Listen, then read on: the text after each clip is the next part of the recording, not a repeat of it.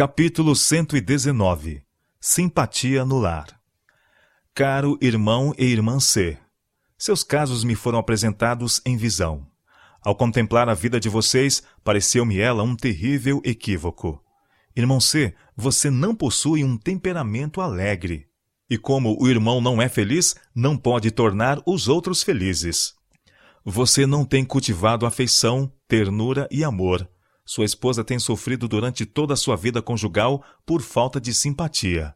A união de vocês se parece muito com um deserto, apenas com pouquíssimos oásis para serem rememorados com satisfação. Isso não necessitava ser assim.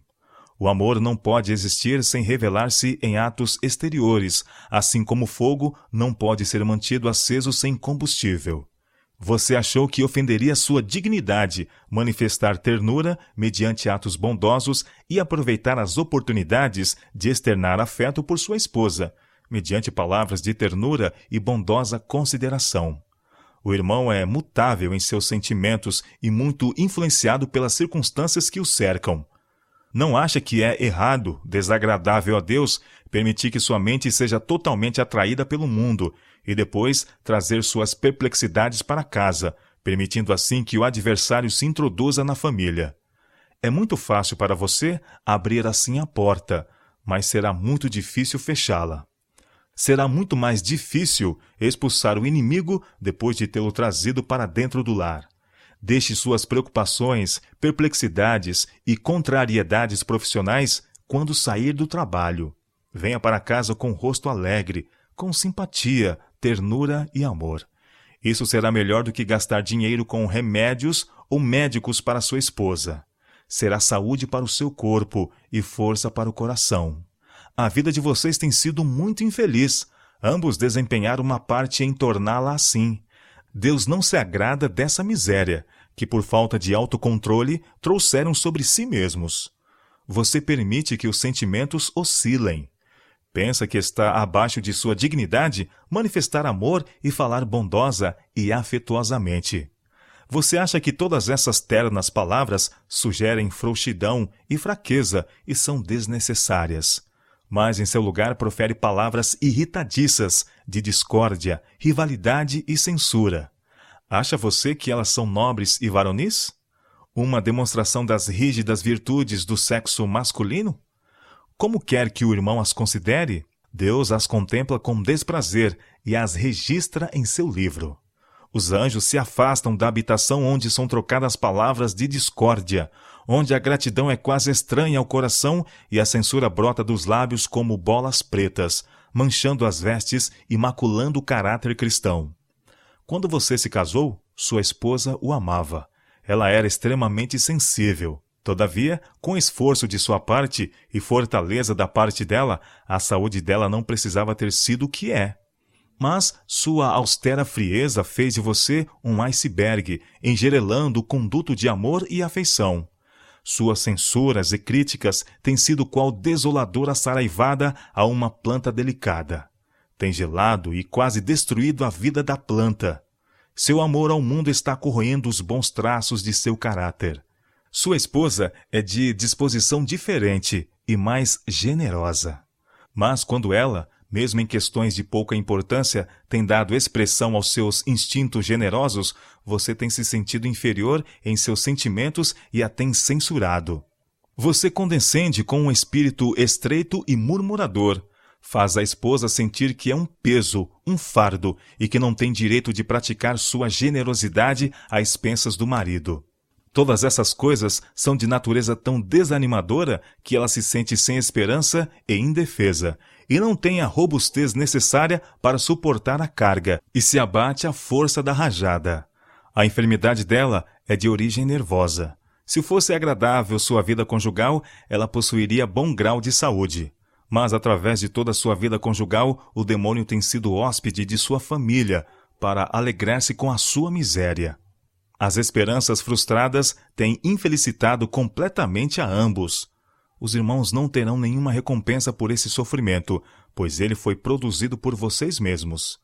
As próprias palavras que proferem são como veneno letal sobre os nervos e a mente, os ossos e os músculos.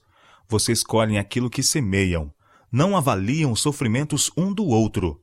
Deus se aborrece com o espírito insensível, duro e mundano que manifestam. Irmão C, o amor do dinheiro é a raiz de toda a espécie de males. 1 Timóteo capítulo 6, verso 10. Você tem amado o dinheiro e o mundo. Tem considerado a doença de sua esposa como um severo e terrível tributo, não compreendendo que, em grande medida, é por sua própria culpa que ela está assim. O irmão não possui os elementos de um espírito alegre, demora-se sobre os próprios infortúnios, sobre necessidades imaginárias e uma suposta pobreza que o atingirá no futuro. Fica aflito, pesaroso e angustiado. Seu cérebro parece estar em chamas e seu espírito deprimido. Você não nutre o amor a Deus, nem espírito de gratidão por todas as bênçãos que seu bondoso Pai Celestial lhe concede. Você vê somente os desconfortos da vida. Uma insanidade mundana o envolve em pesadas nuvens de densa escuridão. Satanás exulta sobre você porque o irmão preferiu a miséria em lugar da paz e da felicidade que lhe estão ao alcance. Você ouve um sermão, a verdade o afeta e as mais nobres faculdades da mente despertam para controlar suas ações. Vê quão pouco tem sacrificado para Deus, quão ferrenhamente o eu tem sido acariciado e como se tem inclinado para o que é reto por influência da verdade. Mas quando essa influência sagrada, santificadora e suavizante se dissipa, e porque você não possui a verdade firmada no próprio coração, logo cai no mesmo estado emocional árido e desanimador. Trabalhar, trabalhar, você precisa trabalhar. Cérebro, ossos e músculos são sobrecarregados ao máximo para obter meios que a sua imaginação acha que você precisa, ou necessidades e fome serão o resultado. Esse é um engano de Satanás, uma de suas engenhosas armadilhas para levá-lo à perdição. Basta cada dia o seu mal. Mateus capítulo 6, verso 34. O irmão, porém, antecipa para si mesmo um tempo de dificuldades. Você não tem fé, amor e confiança em Deus. Se os tivesse, confiaria nele. O irmão se preocupa distante dos braços de Cristo, temendo que ele não cuide de você. A saúde é sacrificada. Deus não é glorificado em seu corpo e mente que lhe pertencem. Não há uma suave e viva influência doméstica para enfrentar e atenuar o mal predominante em sua natureza. As elevadas e nobres faculdades da mente são dominadas pelas paixões inferiores. Os maus traços de seu caráter são desenvolvidos. O irmão é egoísta, severo e dominador. Isso não deve acontecer. Sua salvação depende de você agir por princípio, de servir a Deus por princípio e não por sentimento nem por impulso. Deus o ajudará quando você sentir necessidade de auxílio e empenhar-se no trabalho com resolução, confiando nele de todo o coração. Frequentemente o irmão se desanima, sem razão plausível. Entrega-se a sentimentos semelhantes ao ódio. Suas preferências e aversões são fortes. Elas precisam ser restringidas. Controle a língua. Se alguém não tropeça em palavra, esse é homem perfeito e capaz de refrear também todo o corpo. Tiago capítulo 3, verso 2. A ajuda procede de alguém que é poderoso. Ele será sua força e apoio, sua vanguarda e retaguarda. Que preparo está você fazendo para uma vida melhor?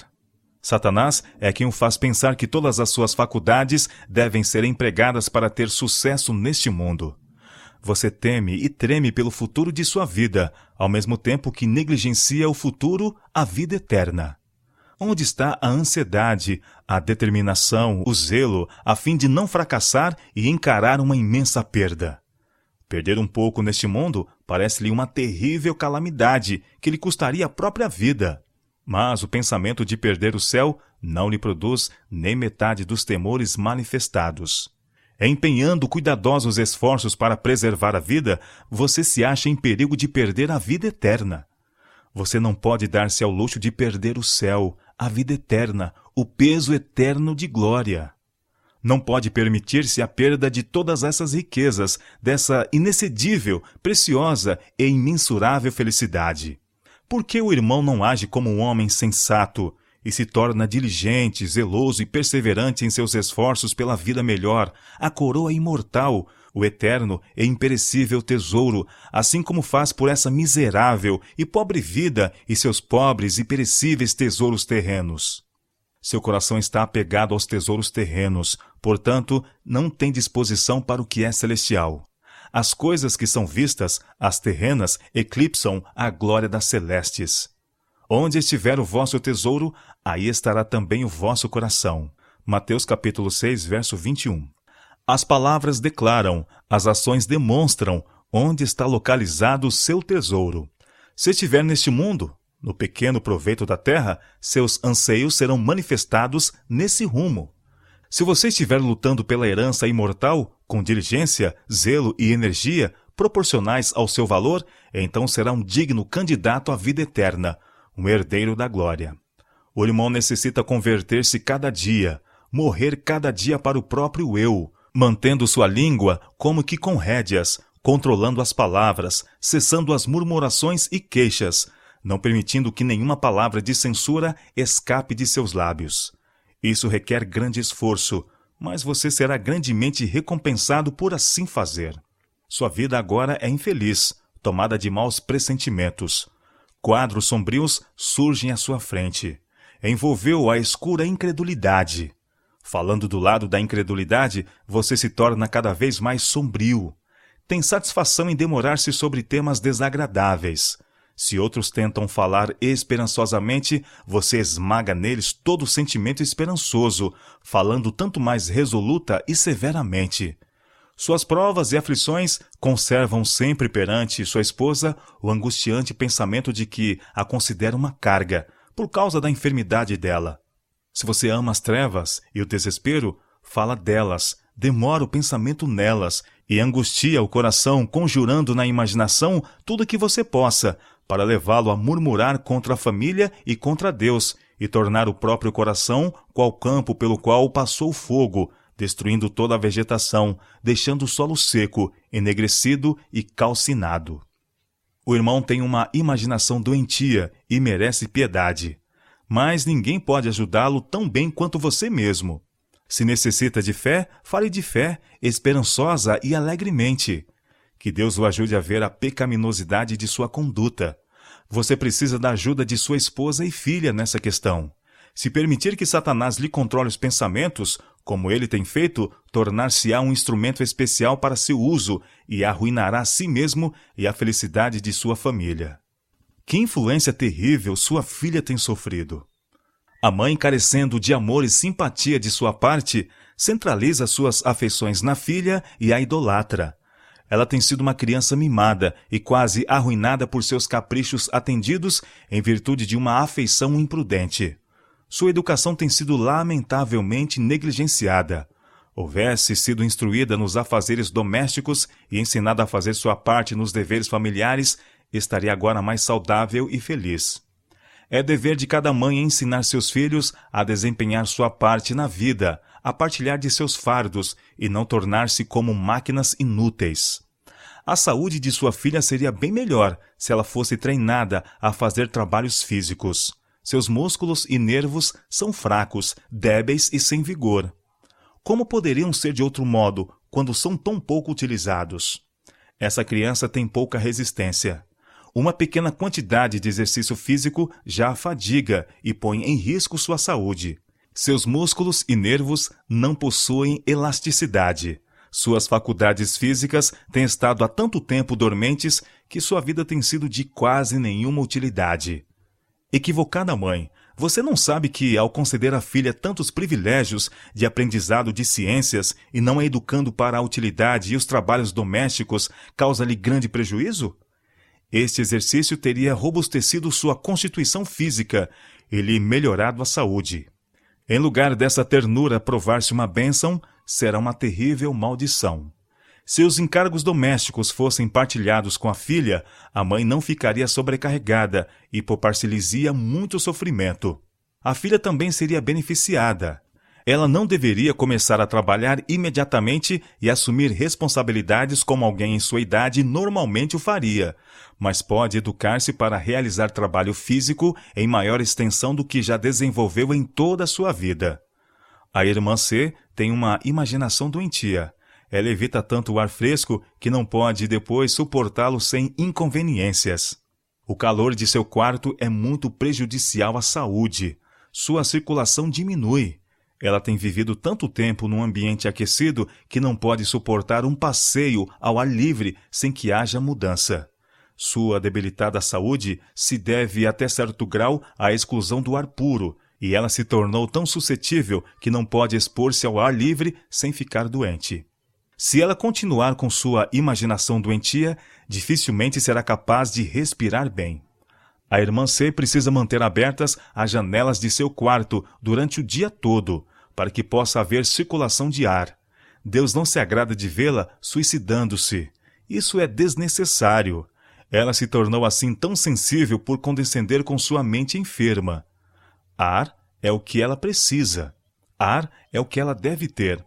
Ela está destruindo não apenas a própria vitalidade, mas a de seu marido, a da filha e a de todos os que a visitam. O ar de seu quarto é definitivamente impuro e mortal. Ninguém pode ter saúde habituando-se a tal ambiente. Nossa irmã tem condescendido tanto consigo mesma nessa questão, até chegar ao ponto de não poder visitar as casas de seus irmãos sem apanhar resfriados. Para o próprio bem e para o bem daqueles que vivem ao seu redor, ela precisa mudar. Deve habituar-se ao ar puro, permitindo que circule em sua casa um pouco por dia, até que possa respirar o puro e vitalizante ar sem prejuízo. A superfície da pele está quase morta, porque quase não tem ar para respirar. Seus milhões de poros estão fechados pela obstrução produzida pelas impurezas orgânicas e por necessitar de ar. Seria imprudência deixar que uma corrente de ar circulasse livremente pela casa durante o dia todo. Que isso aconteça aos poucos, gradualmente. Numa semana ela pode deixar as janelas abaixadas, apenas 5 ou 8 centímetros, dia e noite. Os pulmões e o fígado estão enfermos porque ela se privou do ar vital. O ar é uma bênção gratuita do céu destinada a fortalecer todo o organismo. Sem ele, o corpo estará sujeito a doenças e tornar-se-á entorpecido, abatido e debilitado. Apesar disso, todos vocês têm vivido com uma limitada quantidade de ar puro durante todos esses anos. Assim fazendo, sua esposa leva outros a estar sobre a mesma atmosfera venenosa em que ela vive. Nenhum de vocês pode possuir mente clara e tranquila enquanto respirarem um ar viciado. A irmã C teme sair de casa porque sente a mudança ambiental e contrai resfriado. Suas condições de saúde podem melhorar muito se ela tratar-se corretamente. 2 vezes por semana, ela deve tomar um banho geral, tão frio quanto possa tolerar e com temperatura cada vez mais reduzida, até que a pele seja tonificada. Ela não precisa perder mais tempo com sua doença, se você e sua família atenderem às instruções dadas pelo Senhor. Porque quem quer amar a vida e ver os dias bons, refreie a sua língua do mal, e os seus lábios não falem engano. Aparte-se do mal e faça o bem. Busque a paz e siga, porque os olhos do Senhor estão sobre os justos e os seus ouvidos atentos às orações. Mas o rosto do Senhor é contra os que fazem males. 1 Pedro, capítulo 3, versos 10 a 12. A mente satisfeita, o espírito alegre, é saúde para o corpo e força para o coração. Nada é tão eficaz para causar doenças do que a depressão, a melancolia e a tristeza. A depressão mental é terrível. Todos vocês sofrem disso. A filha é irritável, partilhando do mesmo espírito do pai. O ambiente abafado e opressivo priva o corpo de vitalidade e obscurece a mente sensível. Os pulmões se atrofiam e o fígado torna-se inativo. Ar, a preciosa dádiva do céu que todos podem ter, beneficiar-lhes-á com sua revigorante influência, caso não lhe recusem a entrada. Deem-lhe as boas-vindas, tenham-lhe afeição, e ele se revelará um precioso calmante dos nervos. O ar deve estar em constante circulação para manter-se puro. O efeito do ar puro e fresco é fazer com que o sangue circule de maneira saudável através do organismo. Ele refresca o corpo e tende a comunicar-lhe força e saúde, ao mesmo tempo que sua influência é claramente sentida sobre a mente, comunicando um certo grau de calma e serenidade. desperta o apetite, torna mais perfeita a digestão dos alimentos e conduz a sono saudável e tranquilo. Os efeitos produzidos por permanecer em aposentos fechados e mal ventilados são os seguintes. O organismo torna-se fraco e doentio, a circulação diminui, o sangue corre lentamente através do organismo, porque não é purificado e vitalizado pelo puro, revigorante ar do céu. A mente torna-se deprimida e sombria, enquanto todo o organismo fica debilitado e febres e outras doenças agudas podem aparecer. Sua extremada exclusão do ar exterior e o medo da livre ventilação o deixa respirar o ar corrompido e insalubre exalado pelos pulmões dos que ocupam esses aposentos, o qual é venenoso e impróprio para o sustento da vida. O corpo fica debilitado, a pele se torna empalidecida, a digestão é retardada e o organismo fica especialmente sensível ao frio. Uma leve exposição produz sérias doenças. Grande cuidado deve ser exercido para evitar permanecer num aposento frio e com correntes de ar, quando cansado ou transpirando. Você deve acostumar-se ao ar cuja temperatura não esteja acima de 18 graus. Vocês podem ser uma família feliz se fizerem o que Deus lhes deu para fazer, incumbindo-se disso como dever. Mas o Senhor não fará por vocês aquilo de que os encarregou. O irmão C merece compaixão. Ele se sente infeliz há tanto tempo que a vida se lhe tornou um fardo. Não precisava ser assim. Sua imaginação é doentia. Ele tem conservado os olhos no quadro sombrio durante tanto tempo que quando se depara com adversidade ou decepção, imagina que tudo vai desmoronar, que virá sofrer necessidade, que tudo é contra ele, que tem uma vida mais difícil do que qualquer outro, e assim se lhe torna miserável a vida. Quanto mais pensa assim, tanto mais miserável ele torna a própria vida e a de todos os que o cercam. Ele não tem razão para sentir-se assim. É tudo obra de Satanás. Não deve permitir que o inimigo assim lhe controle a mente.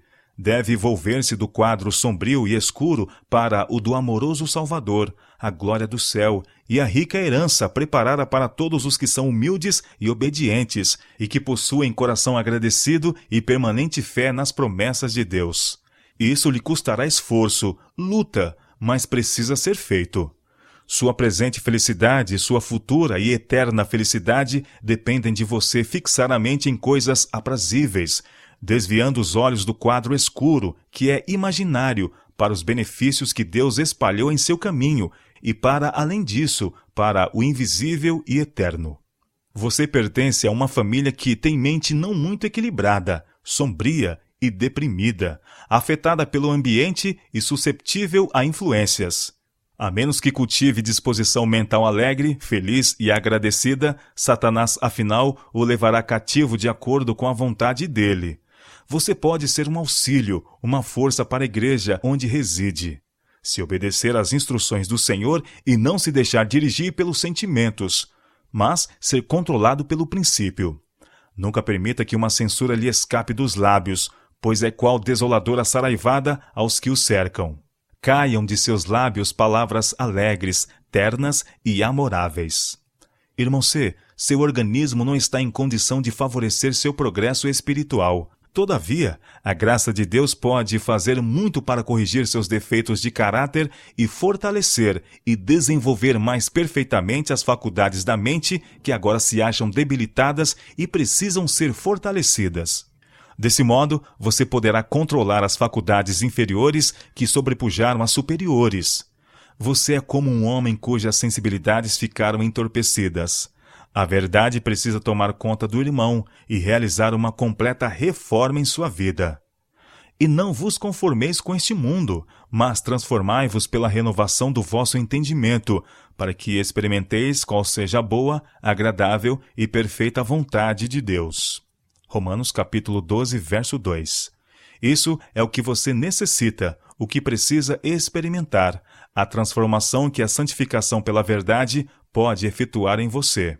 Você crê que o fim de todas as coisas está próximo e que as cenas da história terrestre estão rapidamente chegando ao fim? Se assim é, demonstre sua fé pelas suas obras. Um homem mostrará toda a fé que possui. Alguns pensam que possuem apreciável grau de fé, Quando se tem alguma, está morta, pois não é sustentada pelas obras correspondentes. A fé, se não tiver as obras, é morta em si mesma. Tiago, capítulo 2, verso 17. Poucos têm aquela fé genuína, que age por amor e purifica o coração. Todos, porém, que são tidos por dignos da vida eterna, devem possuir aptidão moral para ela. Amados, agora somos filhos de Deus, e ainda não é manifesto o que havemos de ser. Mas sabemos que quando Ele se manifestar, seremos semelhantes a Ele, porque assim como é, o veremos. E qualquer que nele tem esta esperança, purifica-se a si mesmo, como também ele é puro. 1 João capítulo 3, versos 2 e 3. Essa é a obra que está diante do irmão, e você não terá tempo de sobra se empenhar-se nela com todo o seu coração. O irmão necessita experimentar a morte para o próprio eu e viver para Deus. Se já ressuscitastes com Cristo, buscai as coisas que são de cima, onde Cristo está assentado à destra de Deus. Colossenses capítulo 3, verso 1. O eu não deve ser consultado. Orgulho, amor próprio, egoísmo, avareza, cobiça, amor ao mundo, ódio, dúvidas, ciúme, más suspeitas precisam ser subjugados e sacrificados para sempre. Quando Cristo aparecer, não será para corrigir esses males e conceber habilitação moral. Essa preparação necessita ser feita antes que ele venha e deve ser assunto de meditação, estudo e sincera pesquisa. Que faremos para ser salvos? Qual deve ser nossa conduta para que possamos apresentar-nos aprovados diante de Deus?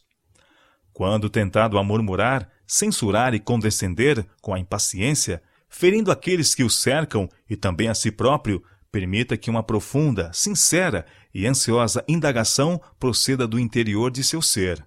Estarei eu sem faltas diante do trono de Deus? Apenas os inculpáveis estarão ali.